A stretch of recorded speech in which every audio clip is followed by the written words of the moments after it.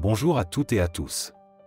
Aujourd'hui, tu vas entendre de ma part une brève relecture d'un thriller à propos d'un architecte, à qui deux jolies filles trempées d'une vingtaine d'années frappent à sa porte et disent qu'elles sont perdues. L'homme n'a même pas pu penser à l'effet qu'aurait sur lui le fait d'aider ces créatures apparemment innocentes. J'attends avec impatience tes goûts et tes commentaires sur le film. Le titre du film à la fin du clip, commence à regarder. L'action du film commence à se dérouler dans la maison de l'architecte Evan Weber et de sa femme Karen. La pièce est remplie d'œuvres d'art étonnantes, de peintures et de sculptures. Tout en embrassant son mari, Karen lui suggère de se couper légèrement les cheveux pour être plus attirant. Soudain, Jacques et Lisa se précipitent dans la pièce et félicitent Evan pour la fête des pères. Le héros remercie les enfants et ouvre le cadeau. De retour dans la chambre après avoir joué avec les enfants, Evan propose à sa femme de continuer ce qu'elle a commencé, mais la dame refuse en disant qu'elle a beaucoup à faire avec l'exposition, et que les enfants sont déjà réveillés. Au petit déjeuner, Lisa demande pourquoi ils ne peuvent pas emmener Martichka à la plage avec eux. Karen explique qu'il doit rester avec Evan pour qu'il ne s'ennuie pas en passant le week-end. Louis entre dans la cuisine, apportant des catalogues des œuvres de Karen. Une femme informe un employé que son travail consiste à s'occuper de sa nouvelle et très fragile œuvre d'art qui se trouve dans l'arrière-cour. En disant au revoir aux enfants, Evan déclare qu'il aimerait bien aller à la plage avec eux, mais qu'il a un travail très important à terminer. Le soir, il commence à pleuvoir abondamment, mais cela ne fait que créer une atmosphère particulière pour le héros, qui est confortablement installé dans son bureau.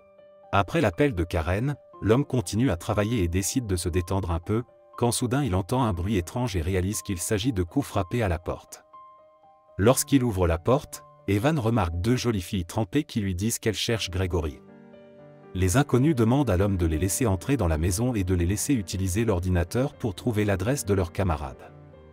Evan décide d'avoir pitié des pauvres filles.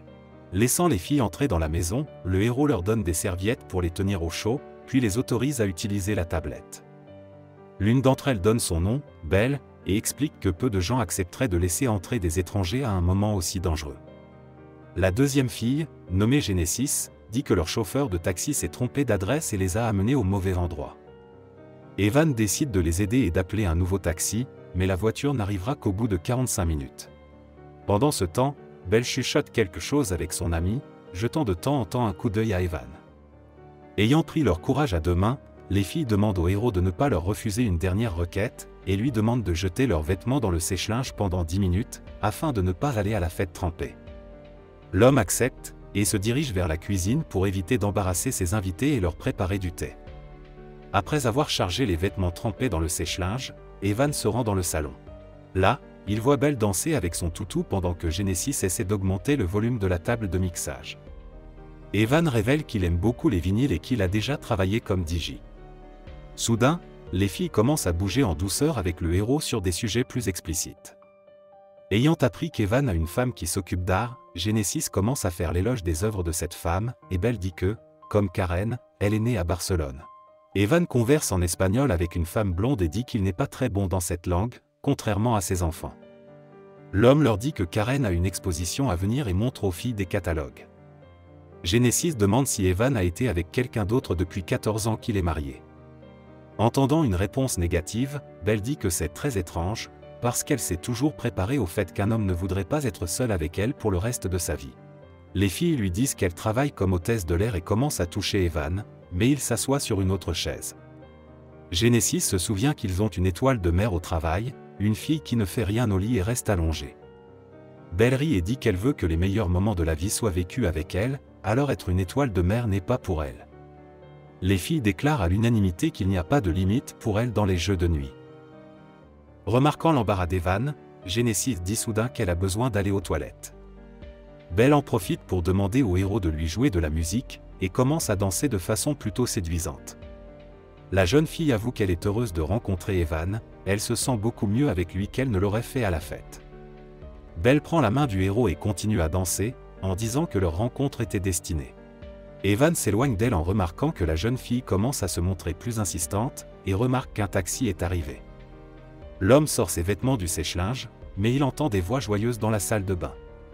En entrant, le héros voit des beautés libérées qui lui proposent de se rapprocher et lui promettent de garder le secret. Evan cède et passe une nuit délicieuse avec les beautés. En se réveillant seul le matin, Evan ne réalise pas si ce qui lui est arrivé n'était qu'un rêve. Cependant, lorsqu'il voit une pile de messages sans réponse, il se rend compte que Genesis et son ami sont vraiment venus le voir pendant la nuit, et que ce qui s'est passé n'était pas qu'un fantasme malsain. Incapable de s'en rendre compte complètement, Evan se rend dans la cuisine et voit que ses amis y ont mis le bazar et qu'ils savourent leur folie du fond du cœur. L'homme dit qu'il espérait qu'ils étaient déjà partis, mais Genesis déclare qu'elle ne pouvait pas laisser papa sans petit déjeuner. Evan ramasse Marty sur la table et regarde avec dégoût les filles se jeter sur la nourriture avec avidité et à la manière d'un animal. Genesis déclare qu'elles ne rentreront pas chez elles et qu'elles aiment vraiment vivre ici. Soudain, Evan reçoit un appel téléphonique de son épouse, et il se précipite dehors pour répondre à son appel. Cependant, même ici, les belles pensent à des moyens de faire du mal à l'homme et commencent à faire du bruit et à appeler le héros par son nom. Après avoir fini de discuter avec Karen, Evan, furieux de la farce, fait irruption dans le salon et ordonne grossièrement aux filles de s'habiller et de sortir de chez lui. Cependant, ni Genesis ni son ami n'ont peur de la menace et courent à l'étage en riant. Après leur avoir laissé un peu de temps, Evan monte dans les chambres et se rend compte que Belle est introuvable. Il s'avère que la blonde se cache dans son armoire à chemise, et lorsque le héros tente de la faire sortir, Belle commence à le harceler et à lui murmurer qu'elle l'aime beaucoup. Un Evan furieux entraîne la jeune fille dans la chambre de Genesis, et l'informe qu'ils ont exactement 3 minutes pour se changer et qu'ensuite il les attendra en bas. Cependant, leur prévu s'écoule et les Belles ne se montrent toujours pas. Le héros décide de vérifier où ils sont allés et remarque soudain Genesis et Belle en train de peindre une sculpture de sa femme. Evan finit par se fâcher, surtout lorsqu'il apprend qu'ils ont été inspirés par la nuit précédente. L'homme appelle la police, mais Belle et Genesis se contentent de rire en disant qu'elles ont quelque chose à dire aux flics. Evan demande ce qu'elles veulent dire et apprend que les filles sont mineures. Le héros tente de leur proposer de l'argent pour mettre fin à l'histoire une bonne fois pour toutes, mais une telle offre ne fait qu'énerver les filles. Soudain, Vivian frappe à la porte, la masseuse à qui Karen a demandé de s'occuper de l'épaule d'Evan. L'homme passe la porte et tente de raccompagner la femme en disant qu'il n'a pas besoin de plus d'aide. Soudain, Genesis apparaît et caresse l'épaule d'Evan. Vivian jette un regard plein de jugement sur le héros, et dit qu'elle ne s'attendait pas à ce qu'il fasse une telle chose.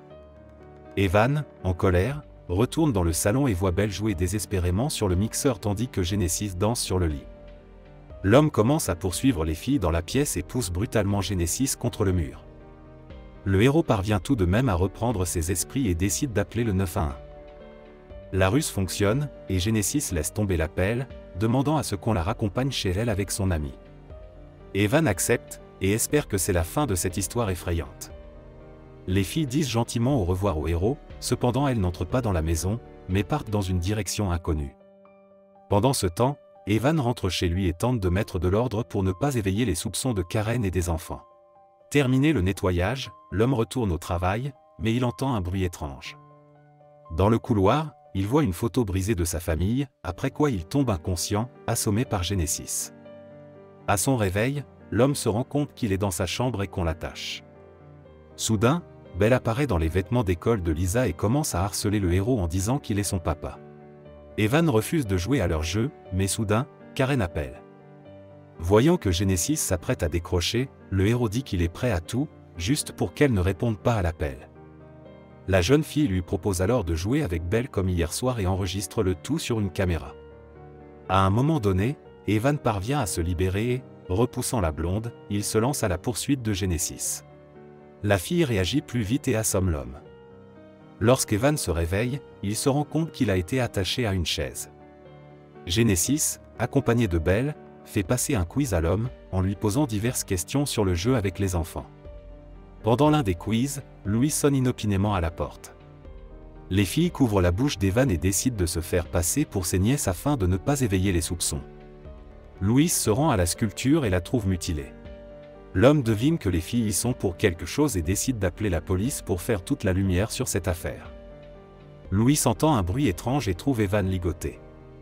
Après avoir libéré son ami, l'homme entend un bruit étrange et voit les filles casser une sculpture.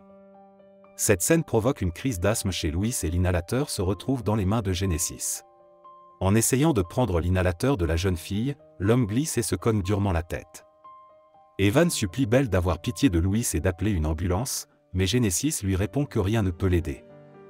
Les filles créent une sculpture de Louis et l'installent de façon à ce que les soupçons se portent sur Evan, qui aurait découvert l'infidélité de Karen. De retour au quiz, Genesis accuse l'homme d'être un père épouvantable. S'il aime ses enfants et sa femme, comment a-t-il pu les trahir pour un moment de faiblesse et de luxure? Genesis condamne Evan au châtiment le plus sévère qui soit. L'homme perd son sang-froid et hurle qu'il voulait seulement aider les filles et qu'elles ont littéralement profité de lui, le suppliant de les prendre, alors quelle est sa faute? Cependant, Genesis lui conseille de ne pas passer ses dernières heures à lancer des accusations vides de sens. Condamné, Evan regarde les filles creuser un trou dans l'arrière-cour puis détruire les sculptures de Karen. Genesis et Belle détruisent littéralement le logement de l'homme, en cassant tout ce qu'elles peuvent. Soudain, les filles trouvent une arme et se tournent vers Evan avec surprise. Genesis demande à Belle de libérer le héros et pointe le museau vers lui. La jeune fille propose une partie de cache-cache, si elle ne trouve pas l'homme avant l'aube, elles partiront. Evan essaie de sortir de la maison, mais il n'y parvient pas. L'aube arrive, et les filles traînent l'homme ligoté jusqu'à la fosse. Ne laissant que sa tête à la surface, Genesis décide d'enlever le bâillon du héros. Une fois qu'il est capable de parler, Evan jure qu'il est prêt à tout pour survivre. Genesis décide de le tester et lui propose d'appeler et de tout avouer à sa femme. Cependant, au lieu d'avouer, l'homme supplie Karen d'appeler la police.